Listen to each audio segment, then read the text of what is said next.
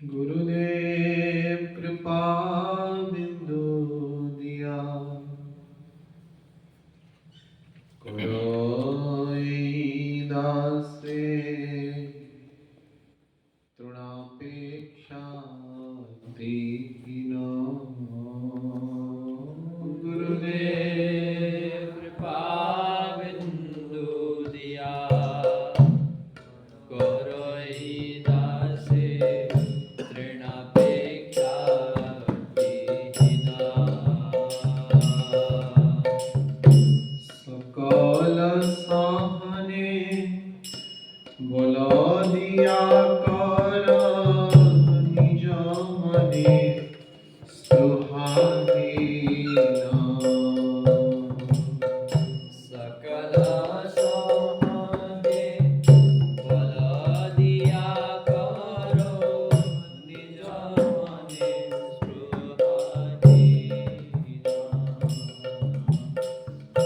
सकल सम्मान करिबे सकति देहनाथ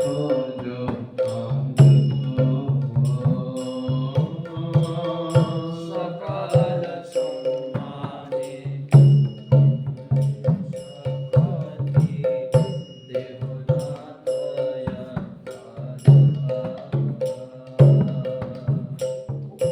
तबे तगाइब हरि नाम सुखे अपराध हवे तबे तो गाइबो हरि नाम सुखे अपराधे हवे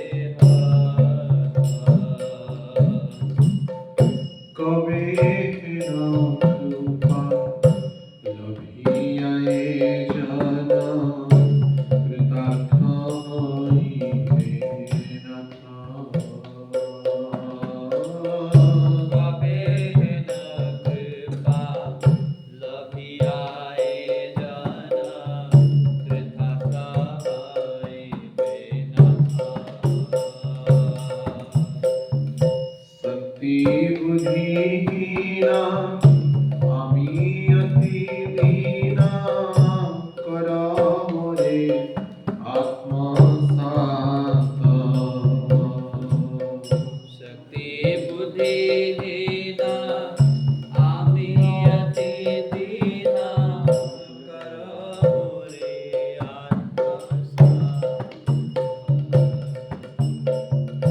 যোগ্যতা বিচারে কিছু নাহি তোমার করুণা योग्यता विचारे किछु नहीं पाए तुम्हारा करुणा করুণা না হইলে কান্দিয়া কান্দিয়া প্রাণ না রাখিব करुणा ना हइले कांदिया कांदिया प्राण रखिबे गुरुदेव कृपा बिंदु दिया करे दासे तृणापेक्षा दीना गुरुदेव का बिंदु दिया करोए दासे तृणापेक्षा दीना सकल सहने बल दिया कर निज मने सुभादीना सकल सहने बलिया करो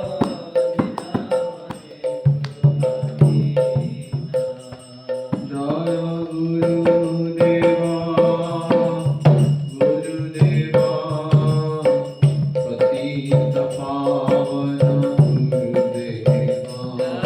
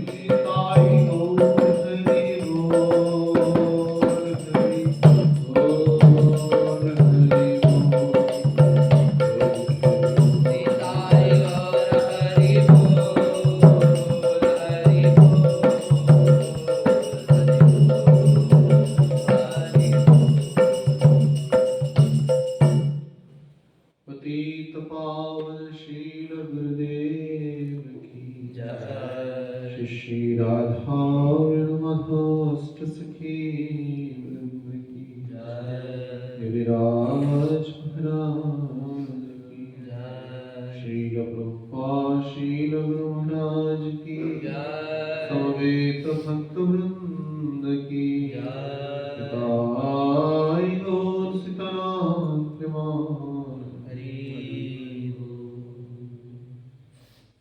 ॐ अज्ञानतिमिरन्धस्य ज्ञानञ्जनशलाकया चक्षुर्मिलितं येन तस्मै श्रीगुरवे नमः।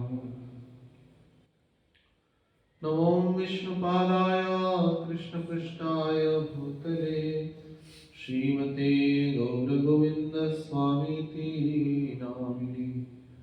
नमो विष्णुपादाय कृष्णपृष्ठाय भूतले श्रीमते भक्तिवेदान्तस्वामीति नामिने।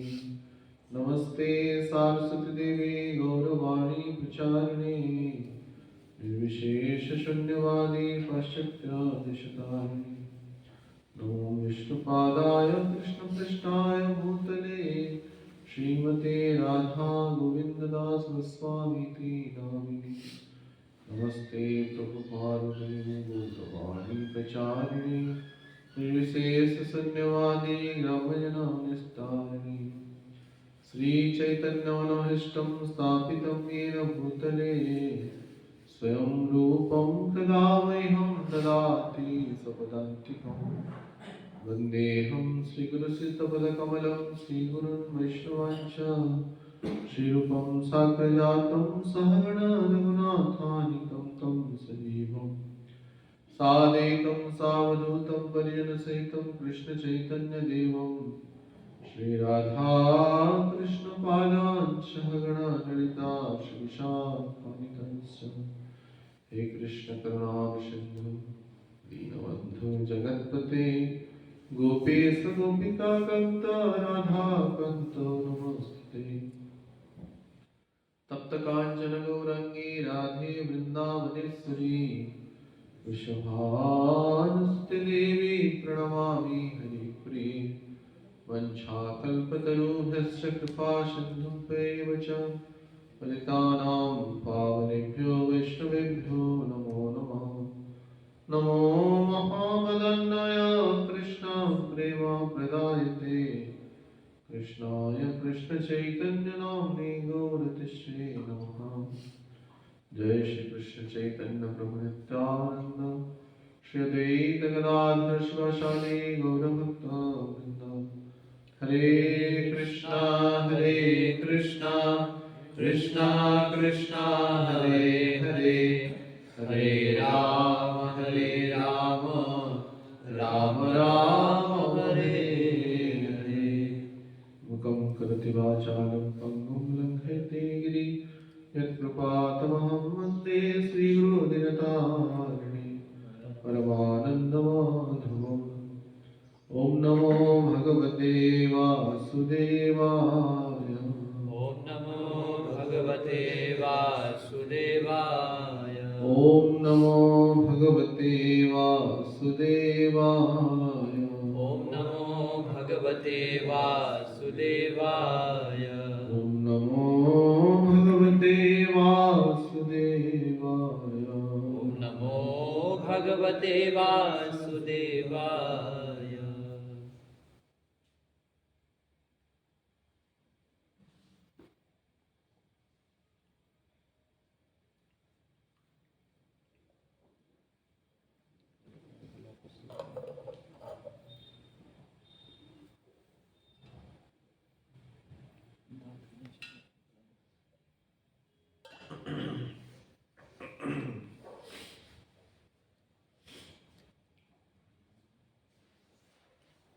श्री श्री राधा वेणुमाधव भगवान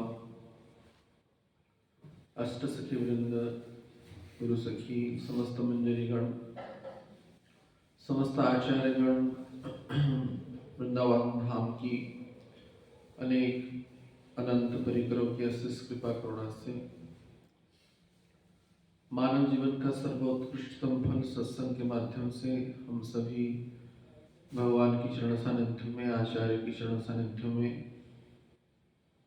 भक्ति के पद की सुगमता का मुख्य आधार श्री गुरु चरणों पद्मों की संदर्भ में चर्चा कर रहे हैं। इस चर्चा की विषय वस्तु पे हम प्रेम भक्ति चंद्रिका संपुट ग्रंथ जो श्रील नरोत्तम दास ठाकुर जी के द्वारा विरचित है, उन ग्रंथों का सहायता लेते हुए इस संदर्भ में चर्चा करने का प्रयास कर रहे हैं। तो उसी क्रम की ग्रंथ की मंगलाचरण के क्रम में श्रील ठाकुर महाशय अपने गुरु तत्व की संदर्भ में अर्थात श्री लोकनाथ गोस्वामी के चरणों में अपने आप को प्रपन्न करते हुए हम सभी जीवों के लिए भक्ति की मुख्य आधार श्री गुरु चरण पद्म ही है। इस संदर्भीय चर्चा श्री गुरु चरण पद्म कविता के माध्यम से कर रहे हैं। उस संदर्भ में कल से हम श्री तत्व की व्याख्या कर रहे थे। जैसे कि कल की संदर्भ चर्चा में हमने यह चर्चा किया कि जब तक जीव श्री अर्थात श्रीत्व को अर्थात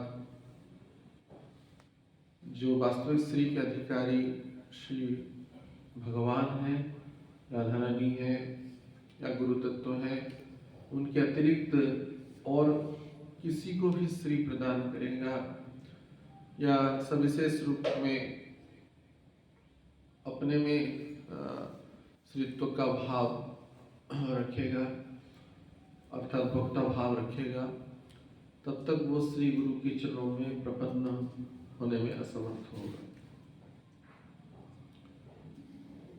तो इस श्रीत्व को अर्थात श्री रूपक शब्द जो है ऐश्वर्य सूचक, माधुर्य सूचक, तत्व प्रतिष्ठा सूचक जो शब्द है, जीव अनंत काल से ही अपने में ही समाहित करने के प्रचेष्टित में है। लेकिन जब आचार्य की अनुकंपा होगी तो निसंदेह वो यह अनुभव कर पाएगा कि वास्तविक श्री के अधिकारी भगवान और गुरु हैं। लेकिन इसमें प्रमुख जो कठिनाई है, बाधा है, जैसे कि कल चर्चा किए थे, जीव की भोक्ता भाव है। कृष्ण भूलिया से जीव भगवान इच्छा करे, निकटस्थ माया तारे छापटिया धरे।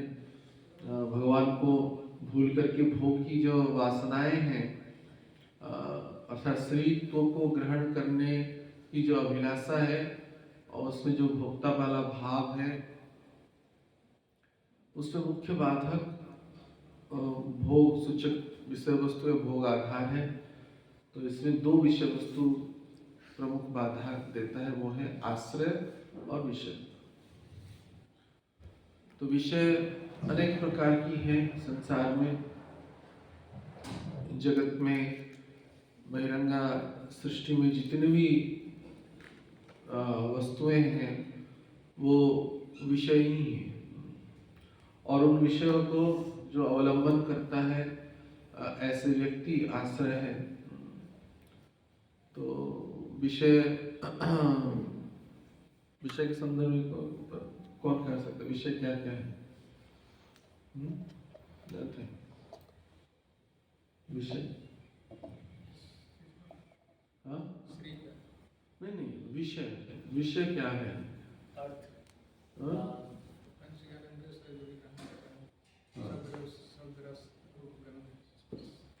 हाँ, इसमें ये जो शब्द, रस, गंध, रूप और स्पर्श तो बोले, शब्द, रस, हाँ, शब्द, रस, शब्द, रूप, रस, गंध, स्पर्श। तो इन पांचों से विषय और प्रवृत्ति ग्रहण करता है। शब्द मुख्य रस, शब्द का अगर चर्चा करें तो शब्द माने श्रीत्व को ग्रहण करने की जो विचार है, रूप पहला तो ज्यादा बाधक जो दिखता है संसार में इंद्रियों के माध्यम से चक्षु इंद्र में, वो है रूप का।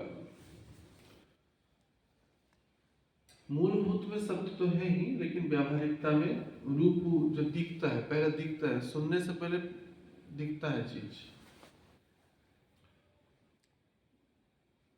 और ये क्रियाएं अनंत कालखंड से ही चलता आ रहा है। रूप का अच्छा दिखना, जैसे निकट में कोई अवगत कराया कि हमको हम ये सुन रहे थे कि सफाई नहीं दिखता, या मतलब आश्रम में, क्योंकि ये है वस्तुएं बिखरे रहते हैं, क्लीननेस नहीं रहता है। तो ये आँख जो है, और इस रूप को ग्रहण करता है कौन? ये जड़ आँख, इंद्रिय। अर्थात दूसरों को हम माने दूसरों की श्री सूचक होने की जो दृश्य हमने देखे बाल्यकाल से, तो उस आधार पे हम भी श्री सूचक हो ये आशा रखते हैं। बचपन में स्मरण है, बालक गण कहते हैं कि हम बच्चे हैं इसलिए कोई भी कुछ कह लेता है, हम जब बड़े हो जाएंगे, बच्चों का बड़ा भावना रहता है, हम जब बड़े हो जाएंगे तब इनकी जो अंडर से मुक्त हो जाएंगे, मन अर्थात पिता माता से बड़े हो जाने के बाद बोलते बच्चे होते तो बच्चे थे तो बढ़िया था कोई टेंशन नहीं था। देखा और सीखी, देखा सीखी वाला भाव बहुत है हम सब में। तो रूप जो है हम किसको देखें? सांसारिक रूपों को देखें। रूप में केवल शारीरिक सौंदर्यता का विषय वस्तु नहीं है। किसी को बड़ा गाड़ी देख लिया तो उस गाड़ी को हमको इच्छा होता है कि लेने को। ये सब विषय की जो मुख्य आधार जो चक्षु है, अर्थात रूप को देखने की। बड़ा घर देख लिया तो हम सोचते हैं कि हम भी बड़ा घर ले लें, या किसी भी विषय वस्तु पे, या गलत चीजों का भक्षण करना देखते हैं, पहले देखता है, देखने के बाद उसको रस को आस्वादन करना चाहता है, खाद्य आदि विषय वस्तु में।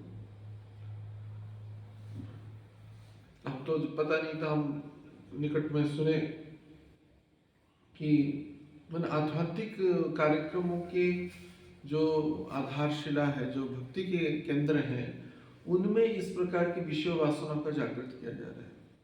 तो तथाकथित वो जो एक व्यक्ति थे जो संभोग से समाधि कहते थे, तो उसमें और इसमें अंतर क्या रह गया?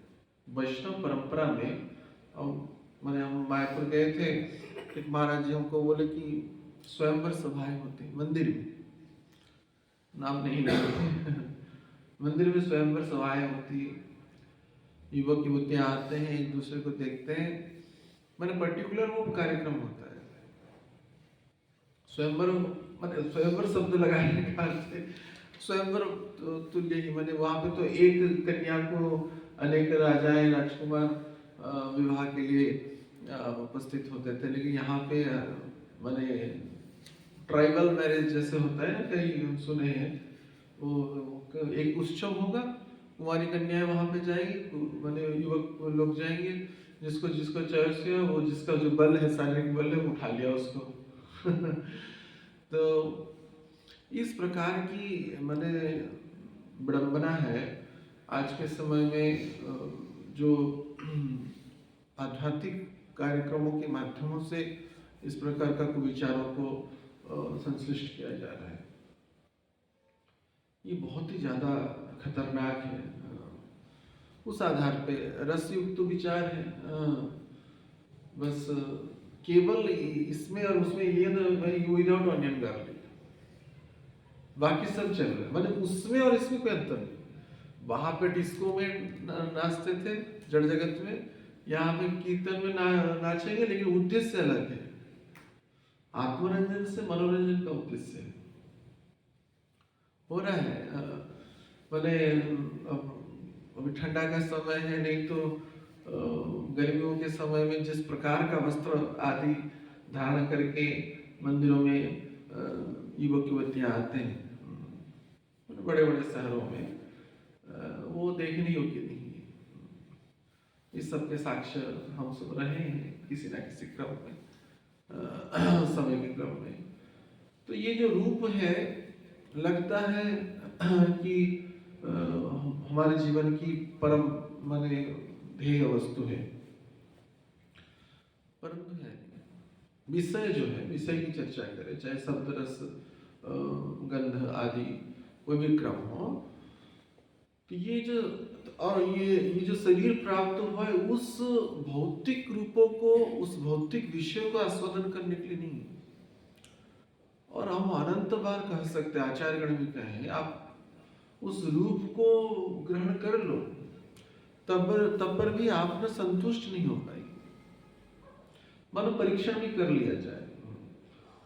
अभी एक साधारण उदाहरण से अगर रूप को ना समझे तो रस को समझ सकता है।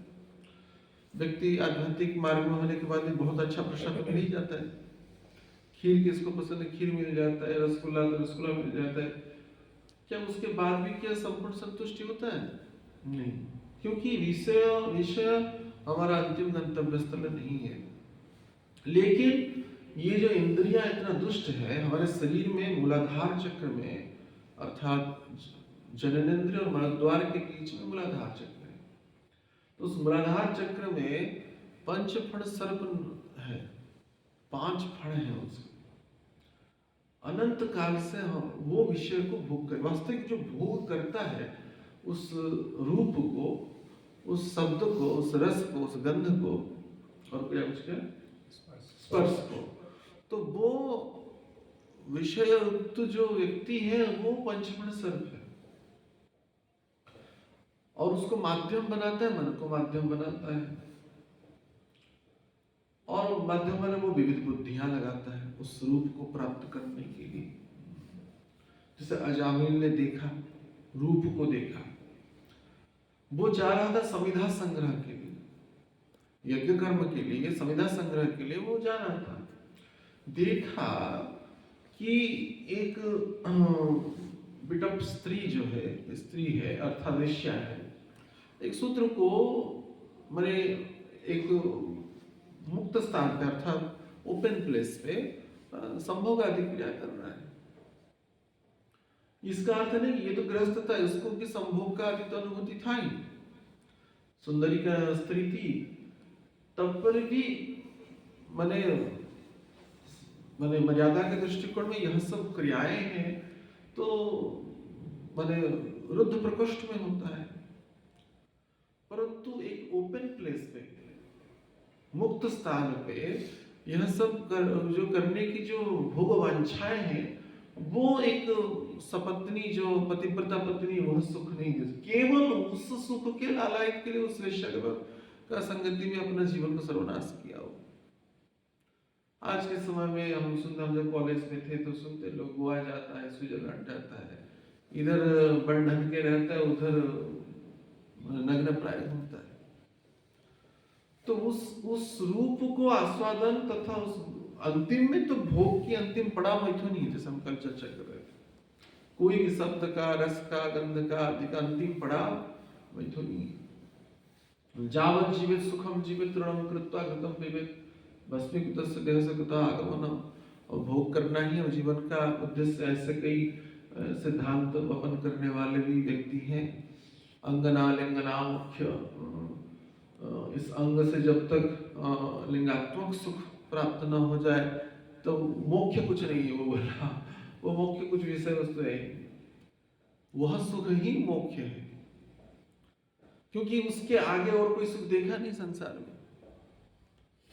यद्यपि अनुभवनीय महात्माएं जो है उस अनंत सुख राशि सिंधु राशि को अनुभव के निकुंज विलास को वो ग्रहण किए, तो वह सुख उनको पता है और उस संदर्भ में विचार विमर्श शास्त्रों में बारंबार बताया गया है। लेकिन अंतिम पड़ाव अगर देखा जाए जीव का, भौतिक जीव का या साधकों का भी, अगर भक्ति की भावना की प्रकृष्ट रूप से वो ग्रहण नहीं कर रहे हैं तो अपने में श्री को ग्रहण करना ही मुख्य उद्देश्य रहता है। सूक्ष्म से सूक्ष्म रूप से, स्थूल से स्थूल रूप में। तो इसलिए ये जो अगर रूप की चर्चा किया जाए तो रूप, ये आँख बहुत खतरनाक है कि किसको देखता है, रूप को देखता है।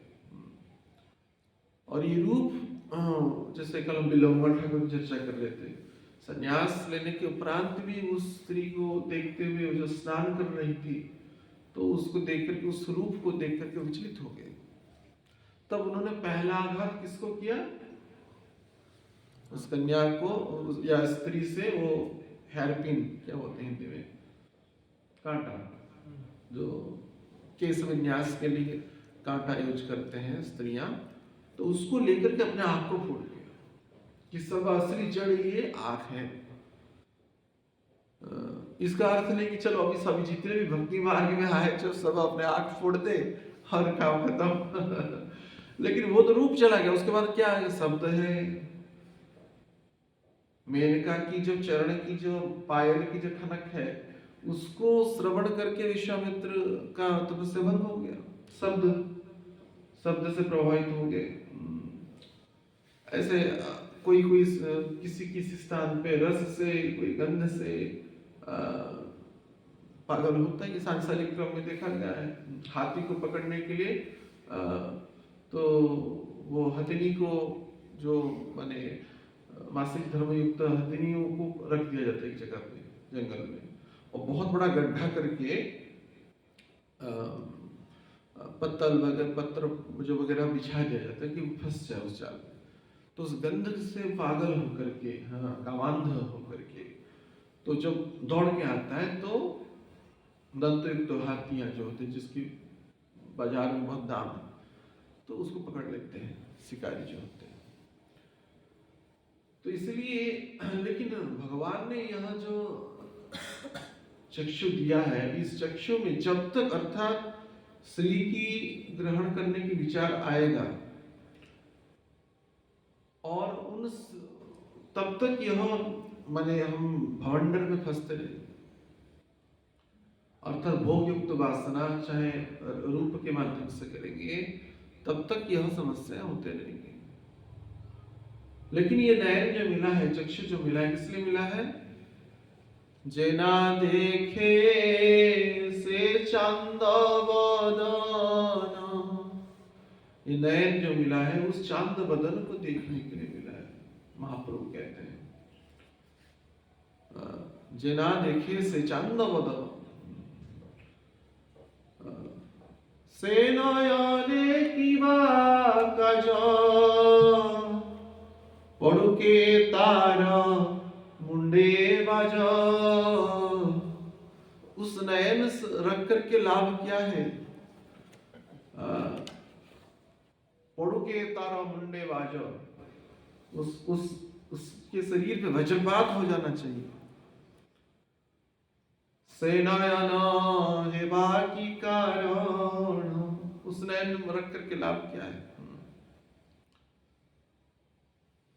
तो उस प्रकार की जो विषय है, जो विषय ही हमारे जीवन की मूल बाधा है। और विषयों में रूप, वैसे रस, गंध और शब्द जैसे कहा गया, महाप्रभु कहते हैं कृष्णेरा मधुरा वाणी, अमृतेरा तरंगिणी। कृष्ण का जो वाणी है मधुर वाणी है, अमृत का तरंगिणी है।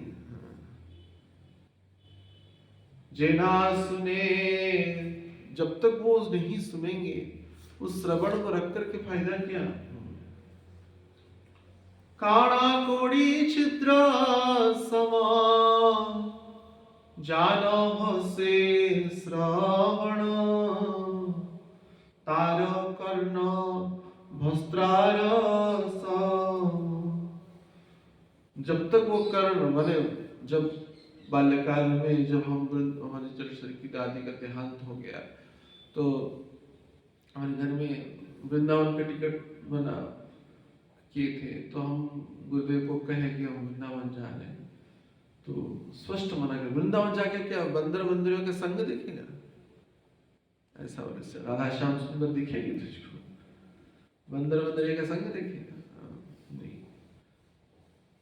वृंदावन वृंदावनेश्वर को दर्शन करने के लिए। अभी तो तुम्हारा वह अवस्था भी नहीं कि विग्रह स्वरूप की वह मादकता को, वो कमनीयता को समझ पाओगे। तो इसलिए ये विषयों को, अवैध विषय तो है ही, और ऐसा तो नहीं कि हर एक व्यक्ति बिल्लवमल ठाकुर से चलो समाधान पक्ष अगर निकला कि बिल्लवमल ठाकुर ने समाधान दिया कि आग को फोड़ दो,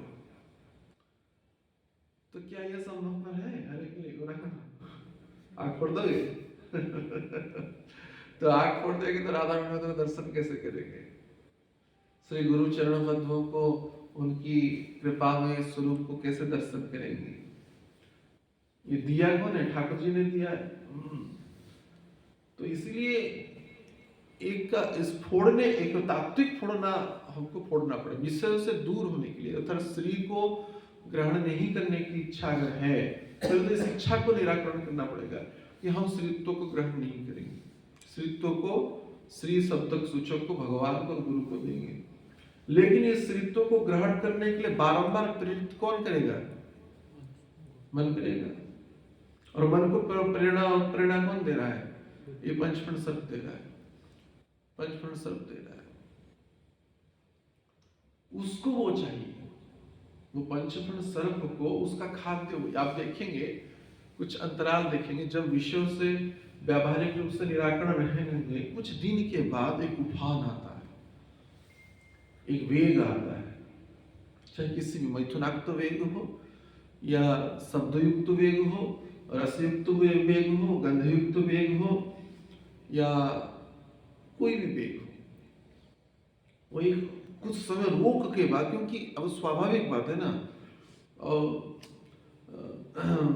आज जो भक्त लोग प्रसाद पाए, जो ये सब पी, तो मैं बोला कि रुको कि ठंडा हो गया, चलो गर्म करो तो कुछ होगा ना, अंदर कुछ है ही नहीं, तो बाहर निकल गया है। तो व्यावहारिकता में तो ठीक नहीं लगता, क्या जो ठंडा में गर्म प्रसाद मिले तो अच्छा लगता है। लेकिन मैं बोला कि हमको स्मरण है, लेकिन जो भूख लगता है ना तो ठंडा गर्म ठंडा ही अमृत जैसा लगता है। जब तक भूख नहीं है तब तक तो उसकी मैंने मात्राधिक विचार करते हैं ये सही है गलत है, लेकिन जब भूख अत्यधिक होता है, हम खुद अनुभव किए हैं। ठंडा में एक बार आज के तो व्यवस्थित हो गया, प्रसाद मिल जाता है कहाँ ना कहीं किसी क्रम में, पहले मिलता नहीं था। तो एक जगह पे ऐसे गौड़ीय परंपरा में ही भक्त के द्वारा प्रसाद प्राप्त हुआ, पूरा ठंडा हो गया था। तो इतना भूख था, कल रात को प्रसाद पाए थे, 4 बजे तो कुछ प्रसाद पा ही नहीं थे, तो वो अमृत तुल्य लग रहा था, अमृत तुल्य। तो जीव की भोग की प्रबलता जब मिल जाता है तब उसकी डिस्टिंक्शन देखता है कि कितना सही है कितना बुरा है। तो जिस व्यक्ति को रूम के अंदर 2-2 कंबल के अंदर भी ठंडा नहीं जा रहा है, लेकिन जब वृंदावन में जो मझधार में रोड के ऊपर जो सोए हुए हैं वो देखेंगे बड़े शांति से विश्राम कर रहे हैं, एक कंबल लेकर के, और इधर अंदर कंबल लगाओ, हीटर लगाओ, कुछ लगाओ, तब भी ठंडा नहीं जा रहा है। तो इसलिए भोग की प्राबल्यता जब तक प्राप्त होते रहेगा भोगयुक्त विचार से, तब तक ये विषय वासना नहीं जाएगा। तो उसी भोग को प्रसाद रूप में ग्रहण कर लेंगे तब यह निराकरण हो जाता है। और वो भी अगर श्री गुरु का प्रसाद हो जाए तो भक्ति मार्ग की 3 ही मुख्य सहायक विषय वस्तु क्या है? गुरु का चरणामृत, उच्चिष्ट और चरणगंज, इसके द्वारा ही भगवत प्राप्ति होगा, ये सिद्धांतिक बात कह दिया गया। बाकी सब समय निर्वाह है, नाम कीर्तन आदि से लेकर के अन्य जो भी साधन भक्ति के अंग है, इन तीनों के द्वारा ही भगवत धाम जाया जा सकता है। जो तात्विक रूप में, तत्सहित व्यावहारिक रूप में भी इन तीनों विषय वस्तु को जितना ग्रहण कर लिया जीवन में, उसकी भगवत धाम की यात्रा सुगम हो जाता है। तो इस विषय रूपक जो भोग है, पहले क्या करें, चालाकी क्या है कि भोग को भगवान को दे दे, या भोग की जो वास्तविक अधिकारी है श्री गुरु को दे दे, उसके बाद उसको प्रसाद के रूप में ग्रहण करें। शब्द को, रस को, सुंदर सुगंधित माला देकर सुगंधार है तो पहले भगवान को अर्पित कर दो, उस प्रसाद को गुरु को अर्पित कर दो, उसके बाद वो हो जाएगा तो क्या होगा, निर्माल्य हो जाएगा। यस्य प्रसादा भगवत प्रसादो, यस्य प्रसादा प्रगति कुतोपि, यस्य प्रसादा भगवत प्रसादो, यस्य प्रसादा प्रगति कुतोपि, ध्यायन् स्तुमं तस्य यस्य स्त्री संध्या, वन्दे गुरो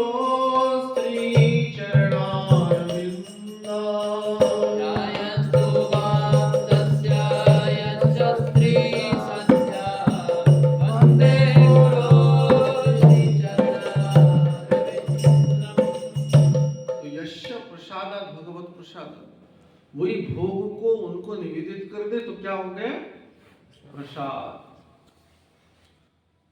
तो प्रसाद को अर्पण कर, प्रसाद माने महाप्रसाद है, गोविंद साक्षात गोविंद का स्वरूप है, तो उसमें कोई विकार नहीं। लेकिन प्रसाद को प्रसाद भाव से ही ग्रहण करना है।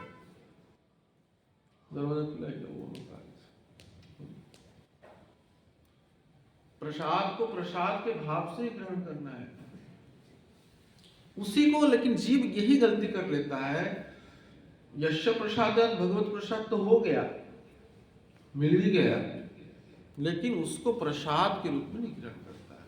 वही अभी डिस्क्रिमिनेशन आ जाए, नहीं ये तो ठंडा प्रसाद है ये तो ठंडा प्रसाद है, ये गर्म नहीं हुआ है, ये स्वीट प्रसाद है, ये चटनी प्रसाद है। प्रसाद प्रसाद ही होता है। इसको बोलने में अगर आइडेंटिफिकेशन के लिए अगर बोले तो ठीक है, लेकिन ग्रहणीयता में अगर वो विचार आएगा तो वहां से होता है समस्या। तो क्या उत्पन्न होगा? प्रसाद को भोग की भाव से ग्रहण करने से लार उत्पन्न होगा। लार, वाह वाह वाह, मजा आ गया। मतलब आज तो मजा आ गया, मजा आ गया मतलब मजा मैंने एंजॉयमेंट, अर्थात भोग, मजा आ गया तो भोग।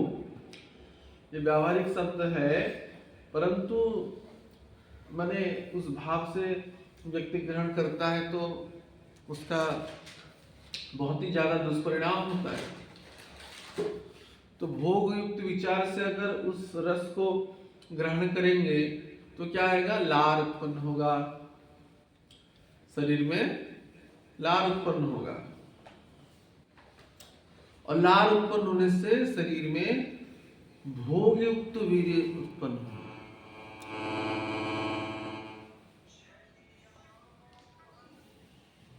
जीवन धारण युक्त जो माने संकीर्ण जो एक पदार्थ है, चाहे वो वीर्य कहे या रज कहे, वो स्त्रीत्व को पुरुषत्व को स्पष्टीकरण करता है, परंतु भोग युक्त जो यह वस्तु है जो उत्पन्न होता है तो वो निम्नगामी ही होता है। वो लेकिन विरक्त्व को, रजत्व को ऊर्ध्वत्व, ऊर्ध्व रेखा में ऊर्ध्वगामी जो करा पाते हैं वही उच्च कोटि का साधक होता है। इसलिए उस ब्रह्मचारी को या उस साधक को ऊर्ध्वरेता ब्रह्मचारी कहा गया है। ऊर्ध्वरेता ब्रह्मचारी अर्थात इन विषयों को ग्रहण करने का अंतिम पड़ाव क्या है? वो जो वस्तु अर्थात वीर्य और रजत्व का स्खलन होना शरीर से, चाहे शब्द को, रस को, गंध को, और किसी को भी किसी प्रकार से ग्रहण करें।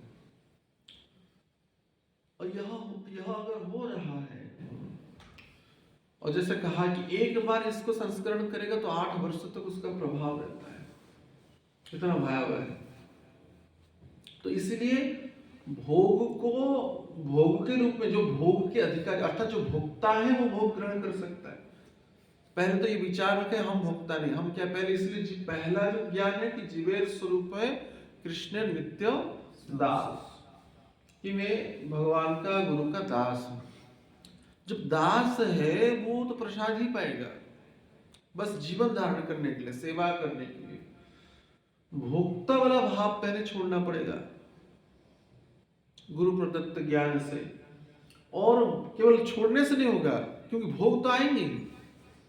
जब जीवन चक्र है तो शरीर के अंदर जो भोग तो आएंगे ही, संसाधन तो मिलेंगे ही। रास्ते में जाएंगे तो फूल तो दिखेगा ही, तो फूल को अगर अपने लिए व्यवहृत करेंगे, जैसे प्रहलाद महाराज पूर्व जीवन में थे, वेश्या के लिए वो फूल लेके जा रहे थे, गुलाब का फूल, भगवान के लिए नहीं दिया।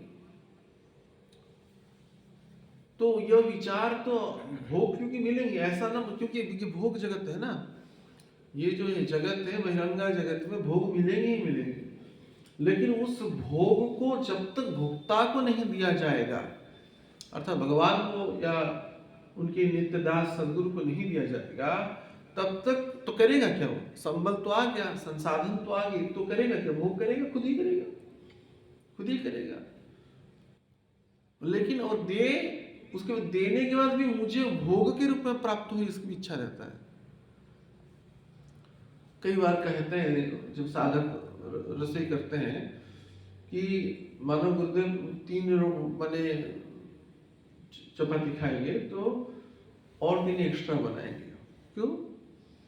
3 तो पा लेंगे तो प्रसादी करके खुद पा ले, और 3 प्रसादी करके पाए, लेकिन प्रसादी करके का भाव है, लेकिन वो अंदर भोग का ही भाव है, पहले से ही सोच लिया। गुरु को, भगवान को निवेदन करने से पहले ही सोच लिया कि मुझे और 3 चपाती चाहिए, मुझे भी तो खाना ही है, मुझे भी खाना है। तो वो 3 चपाती तो गुरु को दिया। और कभी कभार ऐसा भी लीला होता है, ये भी देखा गया और के ही क्या? तो कोई बोला हाँ और तो 3 हुए, तो लाओ। तो उसके बाद अरे मेरे लिए आज कुछ रहा बचा नहीं मेरे लिए आज और कुछ बचा नहीं। हाँ, क्योंकि हर एक दिन तो और 3 चपाती कर लेता था, उसके लिए हो जाता था। आज गुरुदेव क्या किए? अच्छे पा लिए तो इसका खाता क्लोज हो गया तो ये सूक्ष्म से सूक्ष्म वस्तु है, लेकिन इसके अंदर रहस्य बहुत भरा हुआ है, और इसकी अभ्यास किसी ना किसी क्रम में साधकों को है। तो कनिष्ठ मध्यम स्तर की भक्ति तक तो ठीक है, कोई इसका अर्थ नहीं कि कोई गुरु को भोग लगा रहे 3 खा जा रहे वो बहुत ही ज्यादा खराब है। कम से कम तो पहले तो 3 दिया परंतु ये उत्तम भक्ति की सहायक नहीं होगा। अर्थात श्री गुरु चरण रति यही से उत्तम गति, ये श्री गुरु चरण की रति का परिपूर्ण परिप्रकाश है। मैं देखा हूं कुछ साधकों में अगर कुछ रसोई करेंगे तो बिल्कुल वो ग्रहण नहीं करेंगे, बिल्कुल वो ग्रहण करेंगे, मतलब कुछ तो हठ योग निष्ठा के कारण है, ऐसा है, लेकिन कुछ स्वाभाविक नहीं। क्योंकि अगर आज कर लूंगा तो कल से विचार आएगा कि मैं भी उसको ग्रहण करूं। तो इस प्रकार की जो शब्द है, रस है, गंध है, रूप है आदि जो भी विषय है, उसको ऐसा नहीं कि हम इससे हट जाएंगे, क्योंकि ये आएगा ही आएगा। जीवन है तो ये भोग आएंगे ही आएंगे, बस इस भोग को निवेदन करना है। किसको? जो भोगता है, अर्थात भगवान और उनके नित्यदास गुरु को।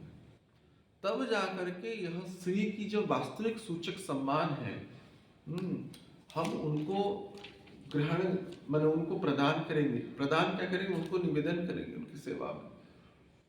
तब जाके अपने से जो श्री लगा है वो हटेगा। तब श्री तत्व को अर्थात ऐश्वर्य, माधुर्य और भक्तियुक्त प्रतिष्ठा युक्त जो सूचक है श्री गुरु के चरणों में हम समर्पित कर पाएंगे।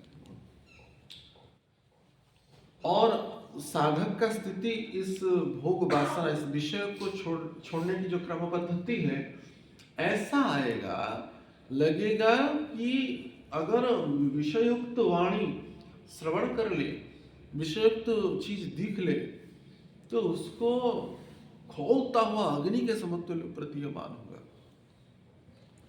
जब श्रवण न और कथा नहीं सुनियो, रसना और न जइयो। जब श्रवण और कोई कथा नहीं सुनेगा और विषयुक्त कथा सुनने को बिल्कुल रत्ती भर भी लालायित नहीं होगा। जब श्रवण न और कथा नहीं सुनियो, रसना और न जइयो। ये रसना किसी की भी निंदा नहीं करेगा। श्री गुरु चरण की तो दूर ही है, मैंने कभी वो स्वप्न में भी नहीं सोच सकता, किसी की भी नहीं करेगा। रसना और न जइयो, रोकियो नयन विलोकत और ही। ये नयन और विषय में जाएगा नहीं, केवल भगवान और गुरु के चरणों में जाएगा। रोकियो नयन विलोकत और ही, शीस ईस की नहीं हो। शीस और किसी के आगे झुकेगा नहीं। किसी के आगे अर्थात स्वार्थ के लिए जो झुकता है, हम दिन भर sir sir sir madam madam madam करते हैं ना। गुरु का नाम कितना लेते, सर सर कितना करते, आप खुद देख सकते जो कर्म जगत में। साधुओं को कितना हम सम्मान करते हैं अपने वाणियों से, और अपने स्वार्थ के लिए, समुचित धन की प्राप्ति के लिए, प्रतिष्ठा के लिए कितने लोगों को सर सर करके गुजारते हैं। रोकियो नयन विलोकत और ही, शीस ईस की नहीं हो। जानकी जीवन की बलि जइयो। जानकीनाथ अर्थात श्री राम गोस्वामी तुलसीदास से कह रहे हैं, जानकी जीवन की बलि जइयो। यह भक्ति की उन्नत उत्तम भक्ति का यह प्रारंभिक स्थिति होता है। उत्तम भक्ति का हम यहाँ पे जो चर्चाएं कर रहे हैं, अनुष्ठानी भक्ति की निंदा नहीं कर रहे हैं, या कनिष्ठ भक्ति या मध्यम भक्ति को निंदा नहीं करेगी। यह भी आवश्यक है कि ऑल ऑफ सडन तो प्राथमिक स्तरों में ही नहीं कर पाएगा व्यक्ति उत्तम भक्ति। किसी किसी का सौभाग्य हो महापुरुष श्रेणी व्यक्तियों का, तो वो उत्तम भक्ति का ही प्रारंभ होता है। हमारा भगवत कृपा से, गुरु कृपा से उत्तम भक्ति से ही हम जुड़े। गुरुदेव की ऐसे ही संस्पर्श था, वाणी था, उस एंगल से हम उसको देख पाए। कनिष्ठ भक्त, इसका अर्थ नहीं कनिष्ठ भक्ति या कनिष्ठा भक्त या मध्यम भक्त को हम निंदित कर रहे हैं, ये भी आवश्यक है। संसार में एक एक स्टेप होकर व्यक्ति जाता है, परंतु किसी किसी व्यक्ति का वह सौभाग्य कृपा रहता है। और जब जब गुरुदेव मिल गए तब और कुछ अच्छा लगा है, बिल्कुल अच्छा ही नहीं लगा। उसके बाद संसार शून्य ही हो गया जैसे लगा। किसी में भी आसक्ति रखती, थोड़ा बिंदु भरा कोई व्यक्ति के जीवन में देखे, जटसली की माँ के प्रति था, लेकिन और व्यावहारिकता में ना फोन कॉल करना ये वगैरह, वो सब तो मोबाइल थे भी नहीं। लैंडलाइन से फोन करना होता था, महीना में एक बार। वो हमको खुद फोन रखा, पर्सनल नंबर तो नहीं होता था उस समय, जो स्टूडेंट लाइफ में रहते थे पर्सनल नंबर कुछ रहता नहीं था। जो एसटीडी बूथ रहते थे बक्सा का घर, वहाँ पे जा करके 1 रुपया ऐसे डाल करके फोन करना होता था, तो वो भी नहीं करते थे, विस्मरण ही हो जाता था। परंतु जब साधक उत्तम भक्ति मार्ग की अंतर्गत तत्व गुरु को ग्रहण करता ही है और उनकी चरण सानिध्य में रहता है, तो स्वतः ये तो नहीं होगा। यह भी बात है कि विषय की जो भोग देने की जो प्रवृत्ति जो है, गुरु के मुखारबिंद से जो कथाओं को सुनता है, तो धीरे धीरे इस संदर्भीय प्रोत्साहन और प्रेरणा प्राप्त करता है। तब जाकर के साधक की यह स्थिति आता है, विषयों को जब रंच मात्र में श्रवण करता है सब या स्पर्श करता है, दर्शन आदि करता है, तो उसको यह स्थिति रखता है कि कोई मानो कान में खोलता हुआ अग्नि ही डाल दिया, प्राय ऐसे ही प्रतीत होता है। क्योंकि वो उसको, उसके कर्ण जो है भगवान की नाम रूप गुण लीला चरित्र, भक्तों की नाम रूप गुण लीला चरित्र के अतिरिक्त अन्य कुछ भी विषय वस्तु को सुनने के लिए लालायित नहीं होता है, नहीं होता है। जब श्रवणन और कथा नहीं सुनियो, रसना और न जहियो, रोकियो नयन बिलोकत और शीस ईस की नहीं हो, जान की जीवन की वली जियो, उसका जीवन ही वही हो जाता है। जैसे 4 कुमारों के संदर्भ में कथा है, कथा मात्रे का जीवन हो भक्तों के लिए। इसलिए अगर शब्दों तरूपक तरंग को कहाँ पे विषय चर्चा होता है, कहाँ तुरंत जाता है, क्या हुआ क्या हुआ क्या हुआ, क्यों झगड़ा हुआ, कुछ अगर हो जाता है तो 10-5 लोग गहरे जाते हैं, उसको समझाते हैं, उसकी पक्षों के लोग, उसकी पक्ष के लोग, और यह चलता रहता है। तो हमको इसलिए जहाँ पे विषय है वो क्या कौवा का तीर्थ कहा गया, जब काव काव काव काव काव काव काव काव काव करते रहते हैं, संसार भर चिल्लाते रहते हैं, एक दूसरे का पक्ष रखते हैं। पहली निश्चय लेना चाहिए गुरु के चरणों को कि हम आज से अपने संदर्भ में कोई डिफेंडिंग नेचर नहीं रखेंगे। शब्द के संदर्भ में शब्द तरंग तो बहुत भयंकर होगा। क्या क्या क्या क्या बोल रहे थे, जैसे मैंने 2 भक्त एक भक्त की चर्चा करते हैं, थोड़ा सा दूर से सुनो, क्या क्या मेरे बारे क्या बोल रहे थे, क्या क्या क्या क्या क्या क्या क्या क्या क्या क्या काव काव काव काव काव काव कौवा का तरह काव काव काव काव काव काव काव, कौवा का तीर्थ है, काकेर तीर्थ सो, वो कौवा का तीर्थ है, वो तीर्थ नहीं है। आप चाहे वृंदावन वास कर ले, अपनी डिफेंडिंग नेचर से अपने पहले दूर होना पड़ेगा। नहीं ये होता नहीं करना ही है। जब जान रहे हैं कि आपको डायबिटीज हो ही गया है तो मीठा खाएंगे तो मरेंगे। जब पता ही चल गया ये विषय रोग है, विषय से रोगी है, तो विषय को पुनः और ले और भी बैलेंस बढ़ाते चले तो बिल्कुल तर्कसंगत नहीं है, वो मूर्खता से परिपूर्ण है। और संसार ऐसा कि आप आश्चर्य मानेंगे, इस भक्ति के संदर्भ और एक रहस्य को उन्मोचन करें तो हम जिन जिन से माने क्षतित विक्षित होते रहते हैं। अगर भगवान के संयोग से वो किसी ना किसी क्रम में हमारी गुरुदेव की परिकर के अंतर्गत है या हमारे शरीर के अंतर्गत है, हमारे कोई संबंधी है, या संन्यास आश्रम में देखा जाए तो आश्रम कोई भक्त और दूसरा भक्त वो पसंद नहीं करता, तो एक्चुअली उस भक्त को कहा गया है रहस्य गुणवचन, तो उसको कहा है प्रतिबिंब भक्त। क्या कहा गया है? प्रतिबिंब भक्त। तो आप विषयों से कितना दूर हट पा रहे हैं उसका तो स्पष्टीकरण निराकरण गुरुदेव करेंगे ही। उसके उपरांत अगर किसी भक्त को देख करके हम सहन नहीं हो रहा है तो वो हमारा प्रतिबिंब भक्त होता है। भगवान ने ऐसे फिटिंग किया है। प्रतिबिंब भक्त का अर्थ क्या है? आईना में जब देखेंगे अपना वास्तविक परिचय दिखता है, माने शरीर का, तो हम हमारी अंदर क्या क्या कमी है वो उस भक्त के द्वारा ही हम माने मार्जन होते हैं, क्योंकि वो बार बार कर प्रभु जी ये आपका ठीक नहीं हुआ, ये ऐसा करते हैं, वो कंप्लेनिंग जो नेचर है, ऐसा अवगत हो या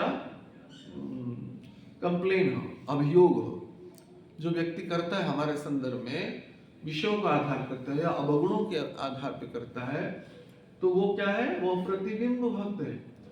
ऐसा शास्त्र कहता है गुरु के बाद अगर कोई सर्वोत्तम हमारा कल्याण करता है तो प्रतिबिंब भक्त, वो प्रतिबिंब भक्त है। यह तो सत्य है कि जीव दूसरों का गलती नहीं निकालना चाहिए, एक साधक, लेकिन हमारा अगर गलती कोई साधक निकाल रहा है तो उसको धन्यवाद ही देना चाहिए, क्योंकि यह कहा गया है भक्ति मार्ग में विरोध करने वाला सबसे बड़ा बंधु होता है, सहायता करने वाला व्यक्ति सबसे बड़ा माने शत्रु होता है। भौतिक सहायता जो करता है, आध्यात्मिक सहायता नहीं, भौतिक सहायता जो करता है, मानो किसी भक्त का बनता है तो देखा कि 3 चम्मच सब्जी देना है तो और 1 चम्मच दे देता है, क्योंकि उसका बनता है उसका, ये देखा गया है। तो वही भक्ति का बाधक है।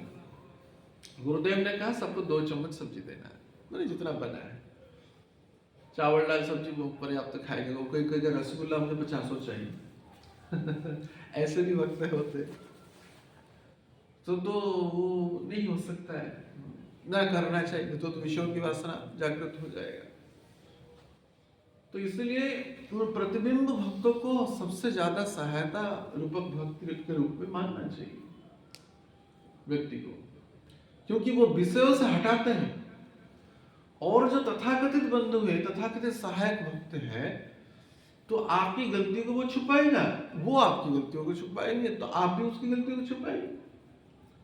इसी को हम सहायता मानते हैं, क्योंकि हमको सबसे बड़ा कष्ट होता है जब हम अपनी निंदा सुनते हैं दूसरे के द्वारा या अपमानित होते हैं, तो बहुत भयंकर यह विचार होता है। तो इसलिए विषयों से दूर हटने के लिए पहले तो भोक्ता को भोग लगाओ और उस प्रसाद को प्रसाद के रूप में ग्रहण करो, उस प्रसाद को प्रसाद के रूप में ग्रहण करो। और विषय रूपक जो शब्द तरंग है, माने अपने द्वारा तो करो ही नहीं, और दूसरे के द्वारा अगर श्रवण कर रहे तो तत्क्षणात उसको प्रतिकूलस्य वर्जन, तुरंत वर्जन करो। हाँ, नीचे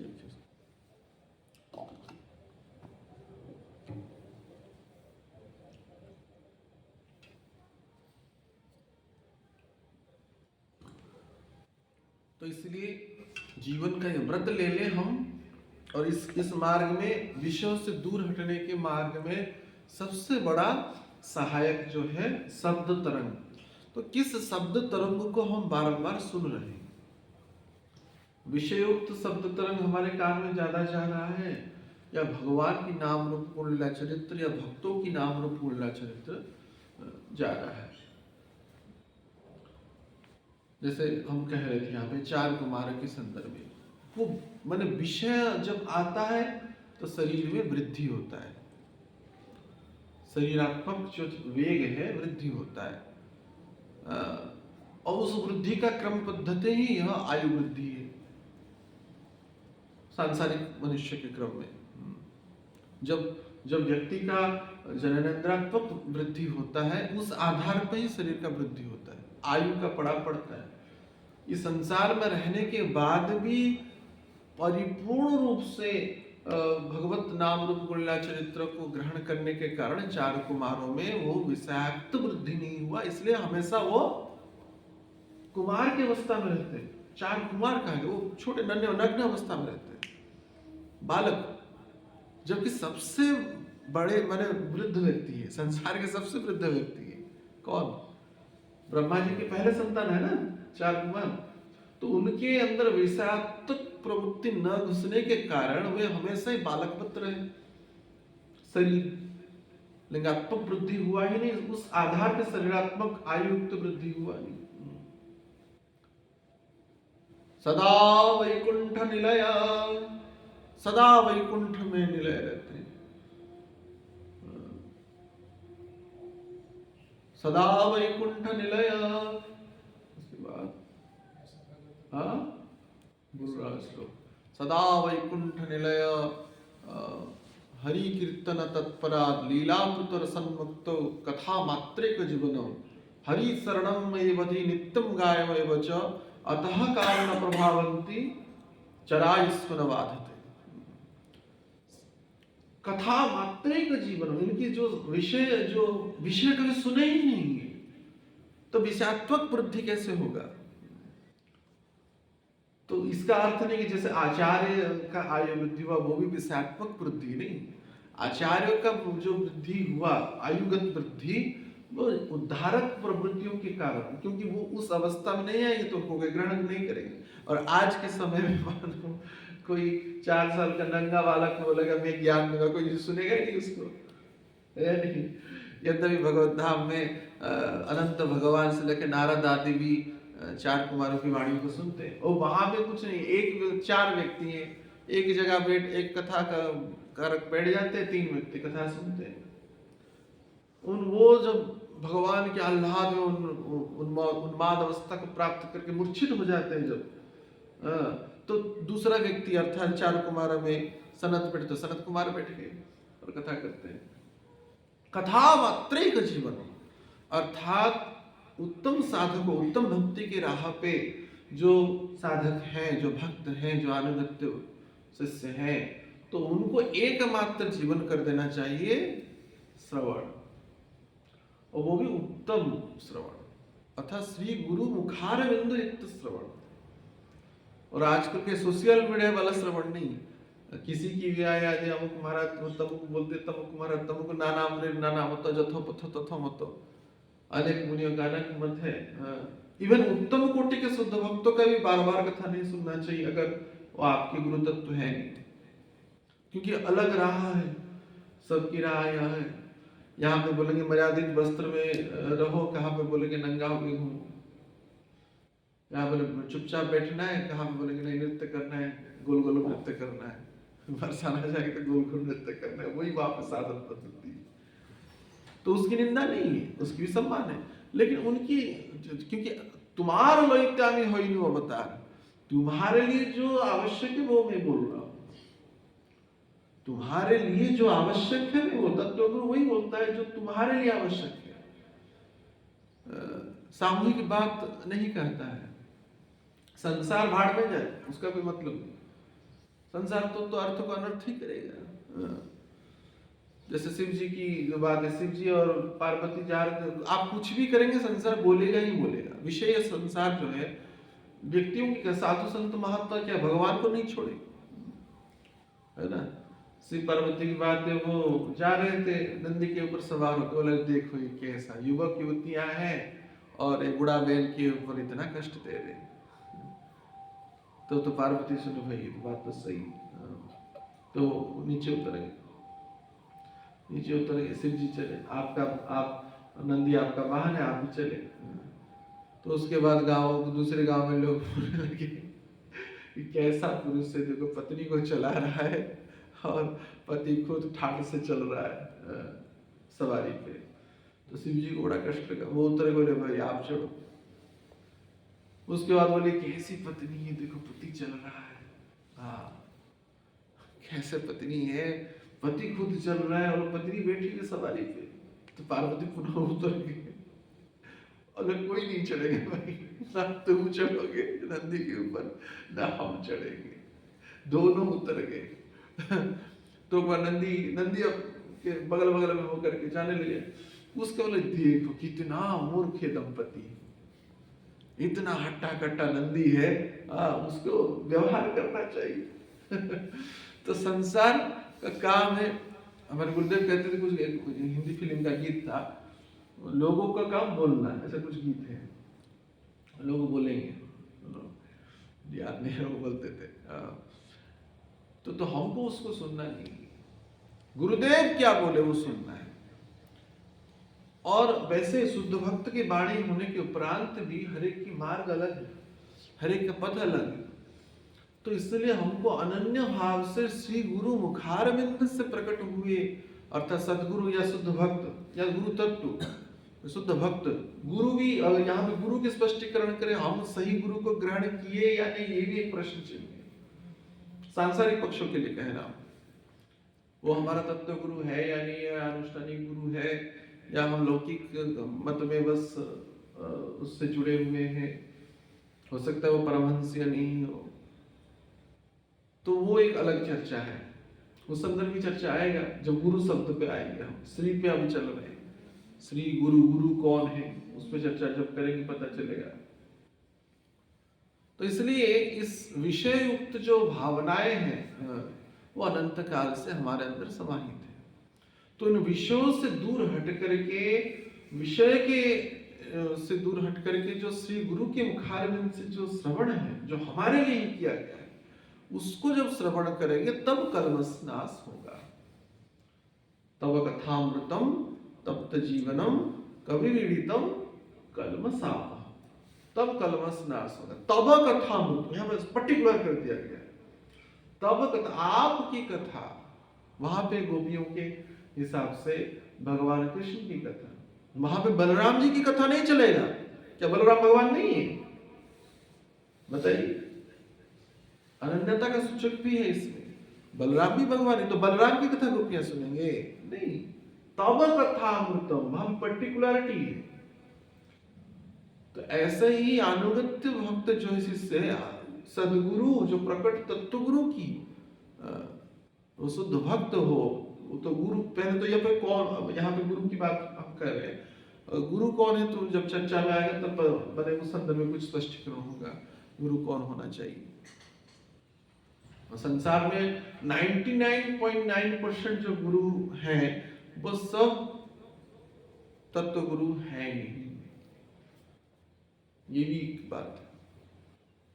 और उसमें उन लोग का गलती नहीं है, वो गलती उन साधक का है, तथाकथित शिष्यों का है, जो उन्होंने उन तत्व गुरु को ग्रहण नहीं कर पाए, क्योंकि उनकी इच्छा अभिलाषा भी अलग था, वो अज्ञानता था या दुष्कृति था या कुछ था। इसलिए ऐसे शुद्ध भक्त जो उनके लिए ही प्रकट, तुम्हारा लोहिता में नहीं होता, जिस उनके लिए जो प्रकट हुआ है, उस बद्ध जीव के लिए जो ये प्रकट हुआ, उसकी वाणी वीर्यवती कथाओं को जब श्रवण करेंगे, एक बार नहीं, बारंबार बारंबार बारंबार बारंबार बारंबार, तब जाकर के विषय युक्त भावनाएं शब्द तरंग के हिसाब से पूर्ण रूप से निराकरण होगा। तब कल्मषापहम, तब कल्मष नाश होंगे। इस संदर्भ में भी बहुत उच्च कोटि के साधक भी गलतियां कर लेते हैं, उच्च कोटि के साधक भी गलतियां कर लेते हैं। वाणी, क्योंकि वाणी जो है एक कान पुनः वही विषय की वासना, अच्छा श्रवण, जिसका आवाज अच्छा है, आप देखेंगे जिसका कंठ अच्छा है उसको सुनने के लिए इच्छा होगा। आजकल तो सोशल मीडिया का जमाना है, तो जो हजारों प्रवक्ता निकल ही जाते हैं, उसके उस आवाज को भी और सपोर्टिव होने के लिए कई वाद्य यंत्र बजेंगे तो और अच्छा लगेगा, वो और अच्छा लगेगा। या कई ज्ञानयुक्त कथाओं में रुचि जो रखते हैं, जो बारंबार कथाओं में विविध श्लोकों को वर्णना करेंगे, ज्ञानयुक्त प्रगल्भ वक्ता दिखेगा, माने वेदुक्त वाणियां माने धड़ाधड़ धड़ाधड़ निकलते होंगे, वाह कितना बड़े पंडित हैं भाई, वैज्ञ हैं, वह वाणी सुनने के लिए रुचि आएगा। यहाँ पर उत्तम भक्ति की अगर हम चर्चा करें, कनिष्ठ मध्यम तक चलो ग्रहणीय भी है, लेकिन अगर इस जीवन में ही भगवत प्राप्ति करना है, भगवान को माने संबंध विधेय प्रयोजन तक पहुंचना है, तो तुम्हारे लिए जो प्रकट हुए उनकी ही वाणी सुनना पड़ेगा तुमको। ऐसा नहीं कि कोई किसी का भी मेडिसिन किसी को भी रोग में दे दे चलेगा। उल्टी का मेडिसिन अगर माने किसको दस्त हो गया वो दे देंगे तो चलेगा नहीं। हर एक का मेडिसिन अलग है।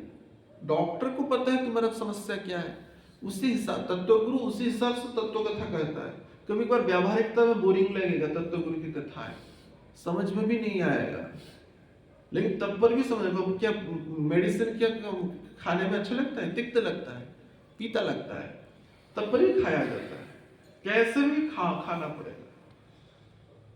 और कईयों का अच्छा भी लगता है, माने मीठा मेडिसिन भी होता है, होम्योपैथी वाला सोच होता है तो वो आपके लिए होम्योपैथी चाहिए, एलोपैथी चाहिए, आयुर्वेदिक चाहिए, जो चाहिए वो देंगे। देखेंगे ये बिल्कुल कड़वा नहीं ले सकता है तो अलग से उसको मीठा देंगे।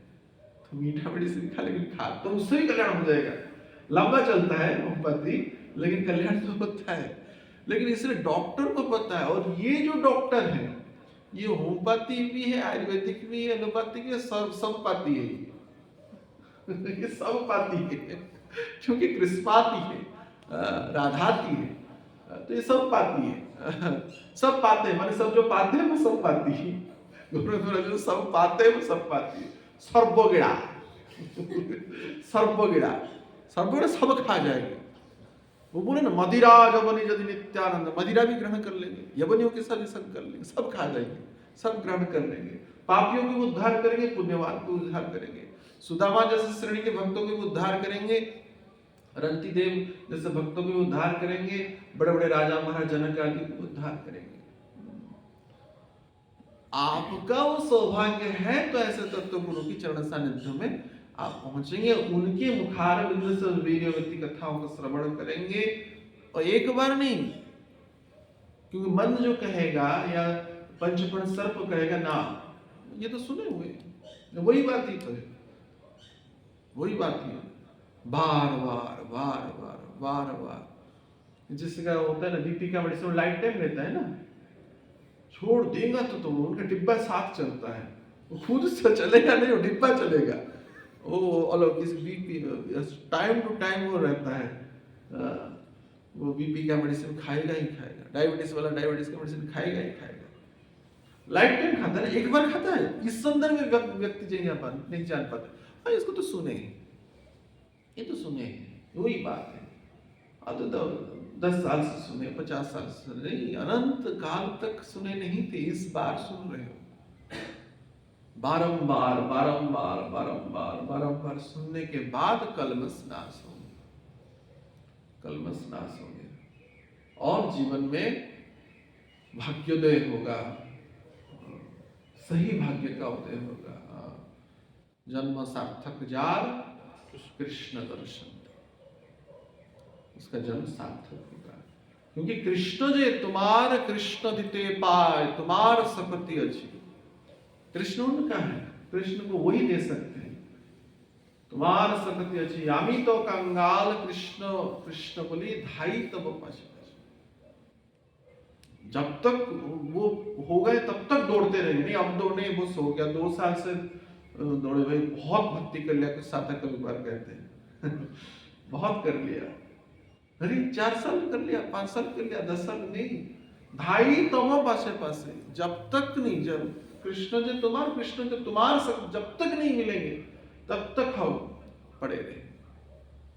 उस वीरवती कथा को श्रवण करेंगे, उनकी अनुगत्य में भजन करेंगे, और साधन मार्ग का सर्वोत्तम जो विधान है चरणामृत चरणोचिष्ट और चरणरज ग्रहण करते रहेंगे, तब यह शब्द रूपक विषय जाएगा, तद आधार पे रूप रस गंध आदि भी विषय जाएगा।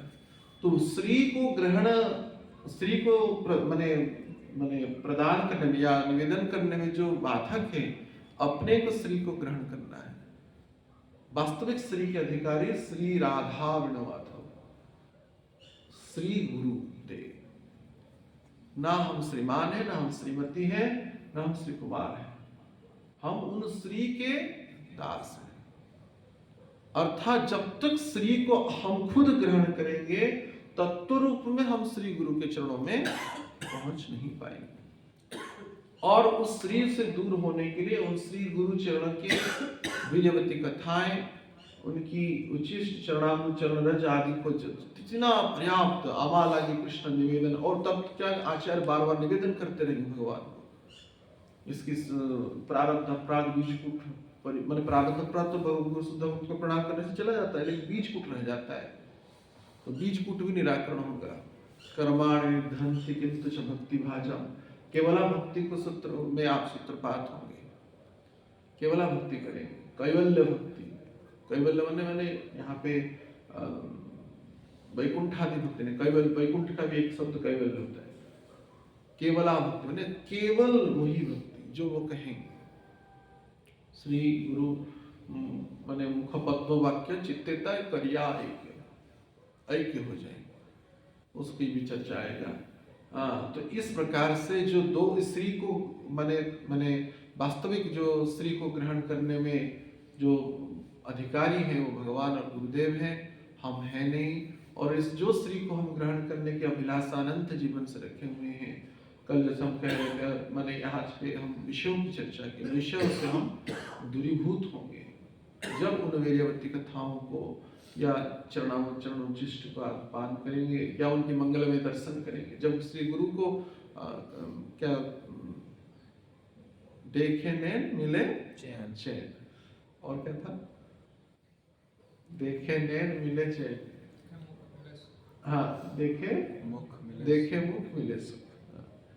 तो तब जितना देखेंगे पर्याप्त पर्याप्त पर्याप्त श्री गुरु चरण पद्मों को, श्री गुरु के आराध्य को, तब देखने की प्रवृत्ति विषयों से दूर हटेगा।